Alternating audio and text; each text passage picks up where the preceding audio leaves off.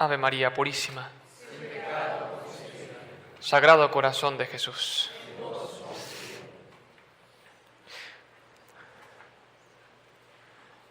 Podríamos decir que este pasaje evangélico es como esas parábolas vívidas o en imagen, que hay muchas en el Evangelio, por ejemplo la higuera que se seca, o por ejemplo las pescas milagrosas, esta es una de ellas. Una parábola digo porque una parábola es un signo, una imagen, una historia que está explicando algo mucho más profundo. En este caso es un hecho de Cristo que está explicando un misterio mucho más profundo.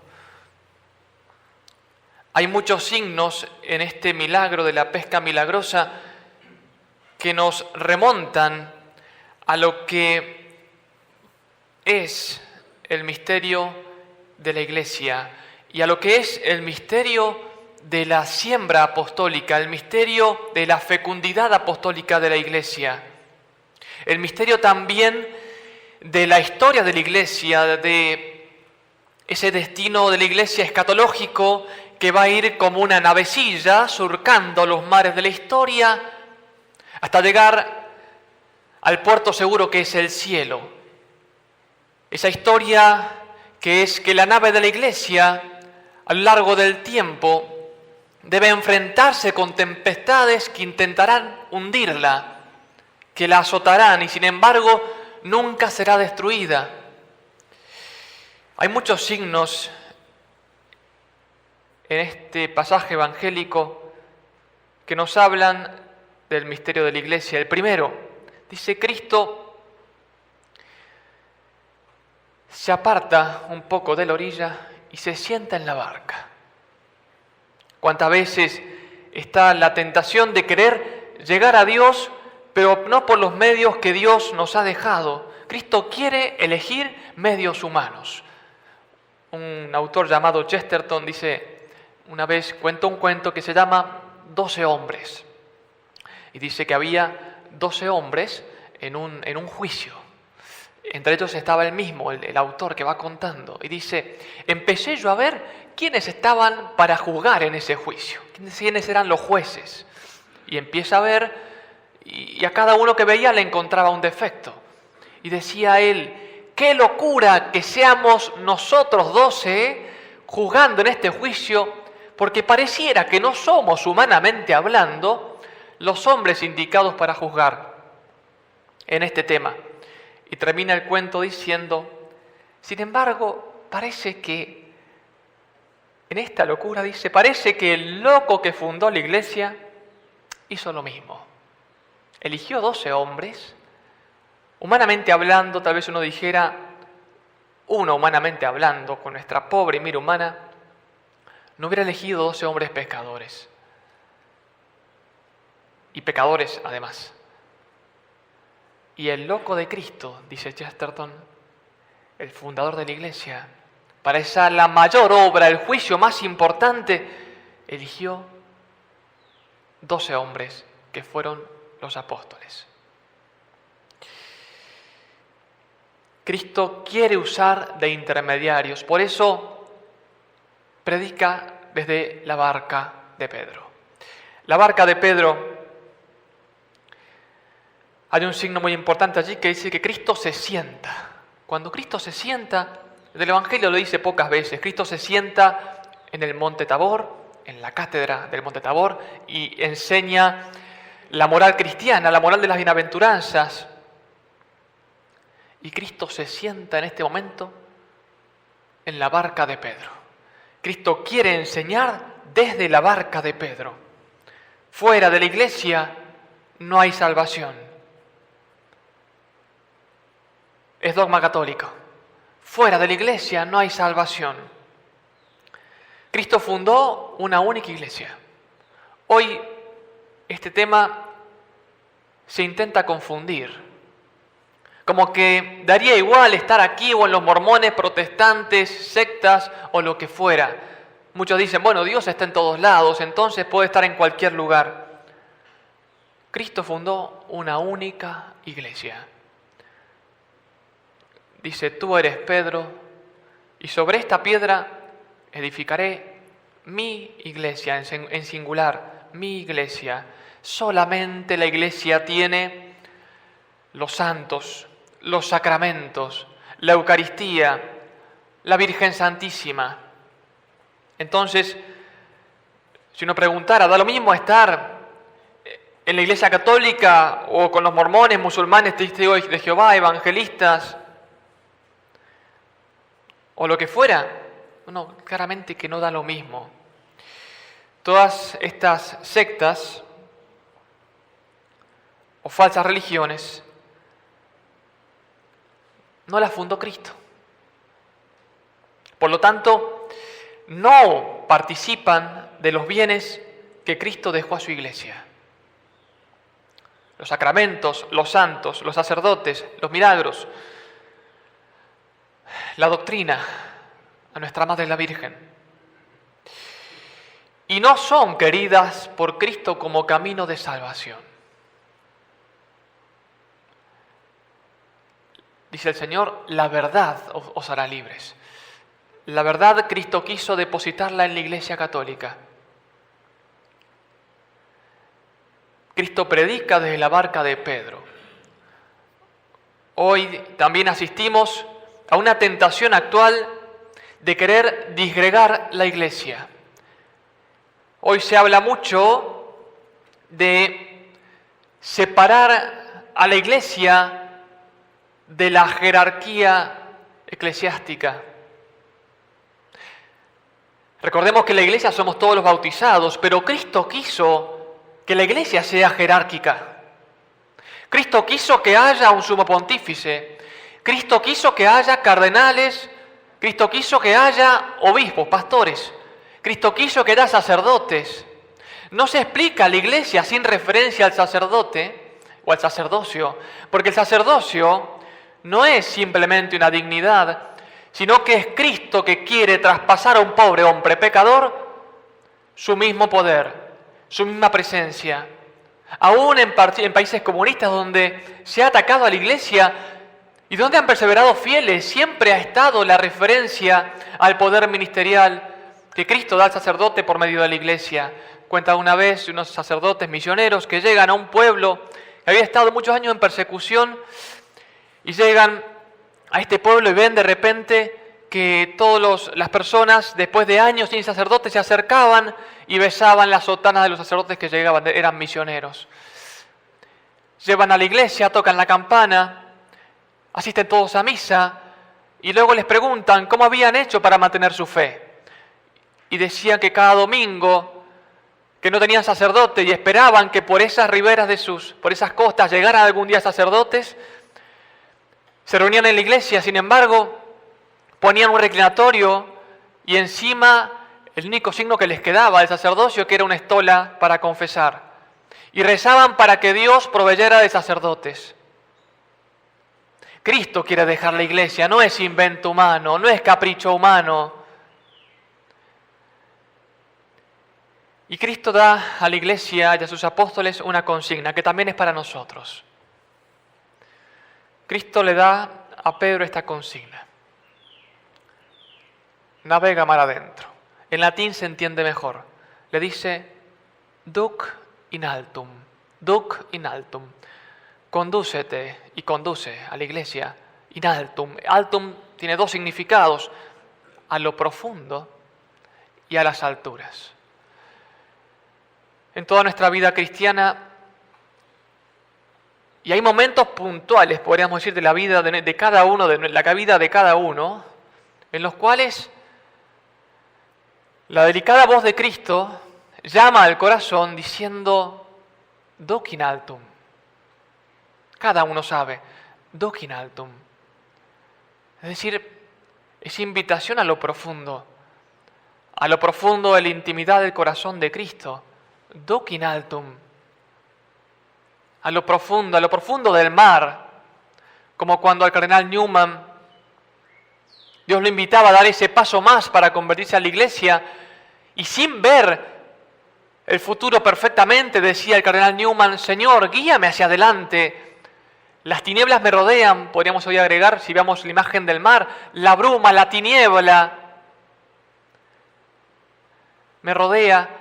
Guíame hacia adelante, luz admirable, guíame hacia adelante. O como decía San Bernardo la Virgen, estrella del mar, guíame hacia adelante.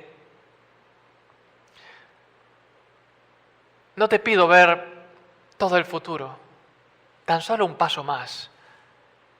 Es el corazón de Dios que llama al corazón del hombre, como decía Newman, cor ad cor loquitur. Es el corazón de Cristo que habla al corazón, a lo profundo del corazón. Duc in altum, navega hacia alta mar, a lo profundo.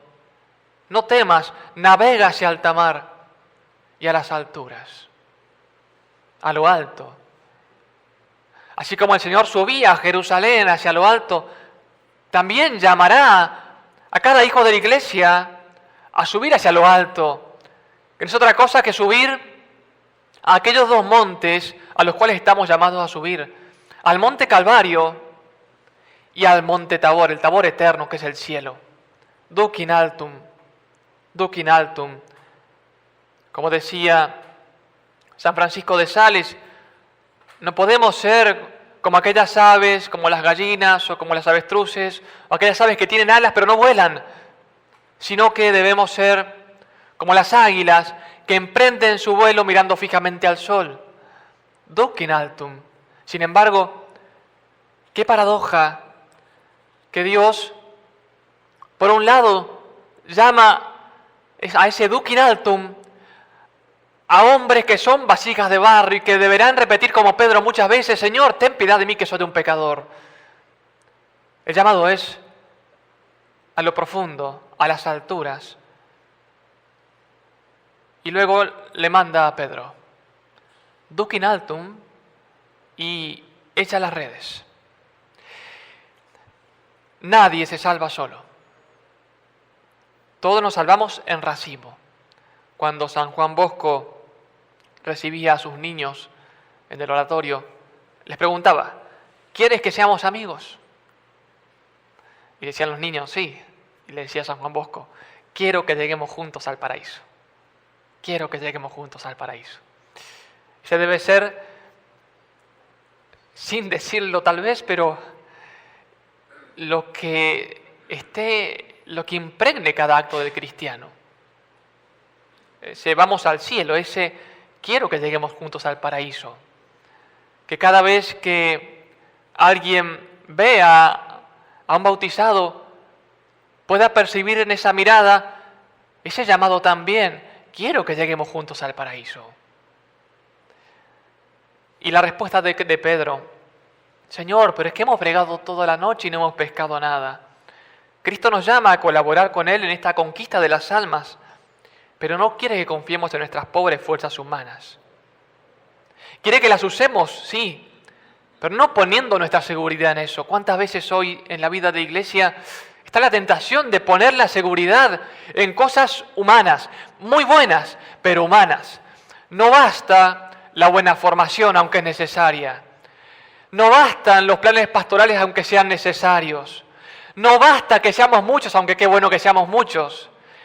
No basta simplemente con cosas humanas, porque, en fin, la obra es de Dios.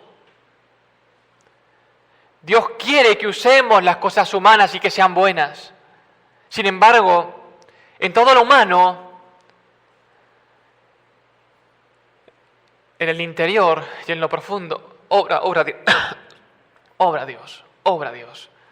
Por eso sigamos el ejemplo de San Agustín, que decía: haz todo como si todo dependiera de ti, pero sabiendo que todo depende de Dios. ¿Cuál es el motivo entonces del obrar en la iglesia y del apostolado? Es lo que dice Pedro. Pedro no dice: Señor, ya que somos tan buenos aquí los 12, echaremos las redes. Ya que sabemos nuestro trabajo, sabemos cómo se hace esto, echaremos las redes. Ellos sabían que humanamente no deberían pescar, porque ya habían hecho todos los esfuerzos y conocían el mar. Sin embargo, dicen, Señor, si tú lo mandas, echaré las redes. Es como se dice aquí en este instituto, si la Virgen quiere, que se haga. Si la Virgen quiere, que se haga. Señor, si tú lo mandas, echaré las redes. Como cuando los cruzados iban a recuperar los santos lugares y la frase era, Deus le vult, Dios lo quiere. Dios lo quiere. Es que es tan difícil, por decir a alguien, hacer apostolado en mi familia. Hacer apostolado es, en fin, usar todos los medios para llegar al cielo. Hay un santo llamado San José María que decía, criticaba lo que llamaba la mística ojalatera. Que decía, algunos que dicen, uy, ojalá tuviera más tiempo, ahí sí que haría mucho más bien. Ojalá tuviera más salud, ahí sí seguramente iría. Ojalá tuviera más plata, más dinero, porque ahí sí haría cuántas obras de caridad. Ojalá, ojalá, ojalá. Mística ojalatera, de ojalata. Dios pide que hagamos el bien con lo que nos pone entre manos. Dios lo quiere, como decían también los cristeros. Dios lo quiere, Dios lo quiere. Hay un fruto de esta siembra apostólica que se ve en esta parábola vivida y que está en toda la historia de la Iglesia, que es, dice, era tal la cantidad de peces, de frutos apostólicos, y las redes casi se rompían, amenazaban romperse.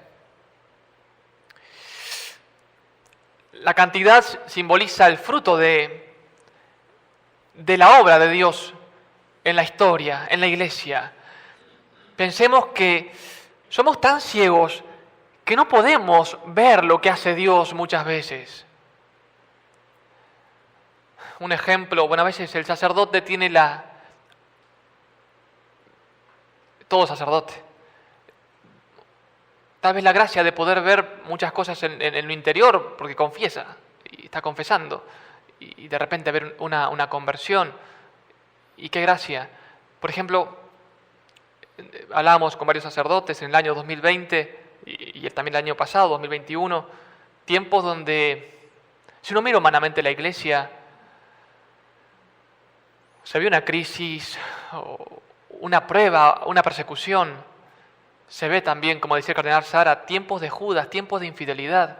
Y sin embargo, ¿cuántas conversiones en lo interior? Pareciera que la Iglesia hoy transita el tiempo del Calvario, es el tiempo del huerto de los olivos en el cual Cristo está cargando sobre sí el cuerpo de Cristo, figura del cuerpo místico también, o al revés, el cuerpo místico figura del cuerpo de Cristo en ese momento que se ve aparentemente deshecho. Pero sin embargo es el momento de la gran redención. Y en estos tiempos da la impresión de que Dios permite que humanamente la nave de la Iglesia se vea que amenaza a romperse por todos lados, pero sin embargo Cristo está cosechando almas de un modo inusitado.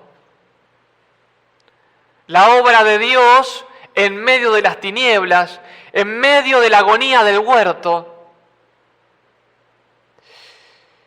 Y las redes, dice, casi se rompían. San Agustín decía que el que se rompan las redes simboliza que dentro de la Iglesia habrá hombres que la desgarrarán con herejías y la perturbarán con cismas.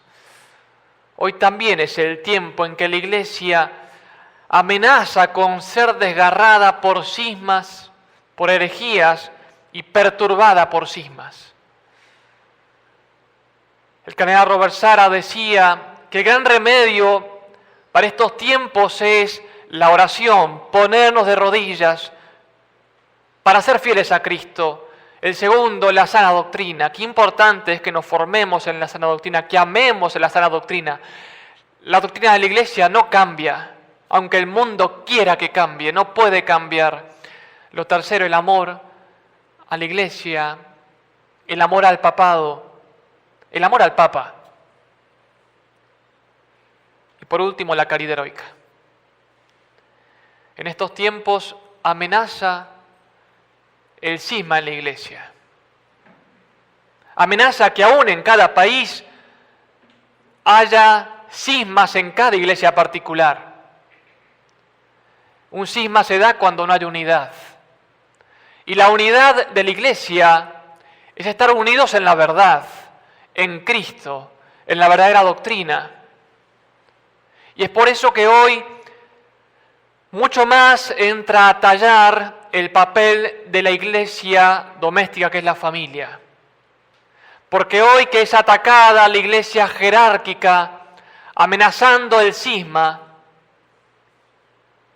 en Alemania y en cuantos lugares del mundo, hoy es cuando la iglesia doméstica debe bregar y rezar para que la iglesia jerárquica no se disgregue, para que nos mantengamos unidos a Cristo, unidos al misterio que simboliza Pedro a lo largo de la historia.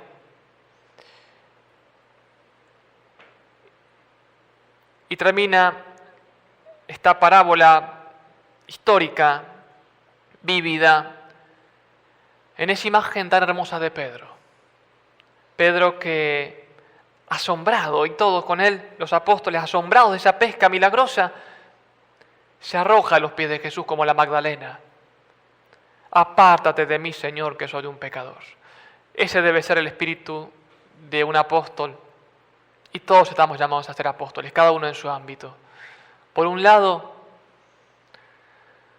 para que el corazón no sea pusilánime, Dios lo llama duc in altum, navega en lo profundo, entrar en lo profundo del corazón de Cristo.